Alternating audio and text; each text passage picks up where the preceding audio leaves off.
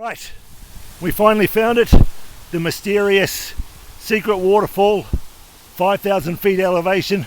As you can see, pretty cold. I'm here with Ben Logan. Just wanted to talk to Ben about why on earth he does this sort of stuff. Why I do it, I don't know. But I thought I'd get Ben's perspective because he lives in this environment and he's here constantly. So I get Ben's run through and then I'll talk about why on earth I do this sort of stuff as well. So Ben, tell us how you got into it and why you keep doing it. The underlying traits or skills that we teach in a lot of courses is preparedness, preparing for life. And today we're out here preparing for health, we're preparing for resilience and strength.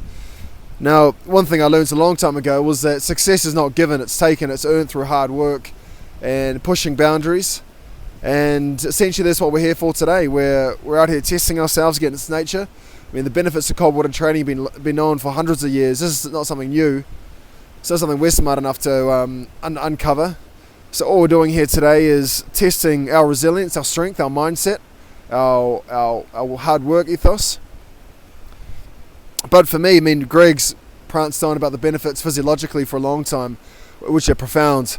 But for me, it's the mental and the psychological benefits that do the most benefit. The resilience, the mental fortitude, the commitment to hard work, and being able to test yourself in the hardest environments and realize if one can do that, they can take that skill set back and transfer it to all aspects of life. So for me, it's the mental transferable benefits of being able to immerse myself in the hardest forms of nature and then take those wins and take them back to life. My business, my family, how to be a great father, a great leader, a great husband. And it's highly addictive because you see the benefits to it. You see the benefits and you want to keep on pushing those benefits and keep on improving. So that's why I do this, and that's why I test myself, and that's why we're here today. Thank you very much, Ben. And from my perspective, I suppose it's more health perspective.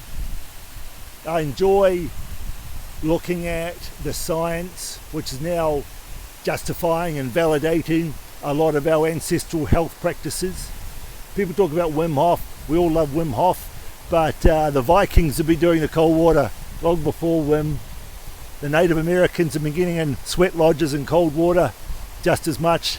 The Russian Cossacks, the Finns prolonged the World War II battle against Russia using cold water and saunas to make them stronger and healthier. So from my perspective, I do it because when I get in cold water, my mitochondria heat me up. They heat up to 50 degrees Celsius. And when they heat up, because when water gets cold, it expands, and when water gets hot, it constricts.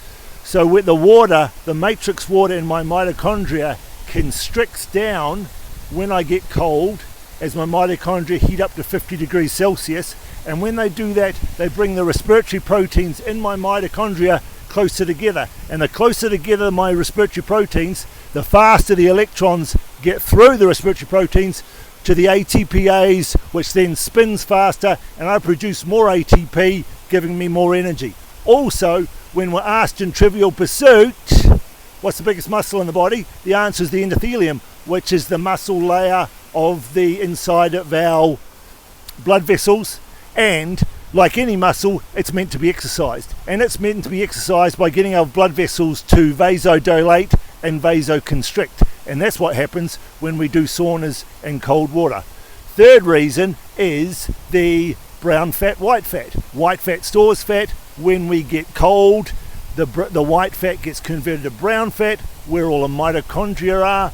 And fourthly, the immune system. We get a boost in white cell activity when we get cold.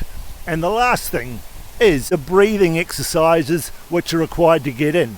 Now, breathing has been done by the yogis for thousands of years, and what we're doing by controlling our breathing is, one, we're controlling our autonomic nervous system, and the whole idea of us getting in that cold water is to be able to control our autonomic nervous systems.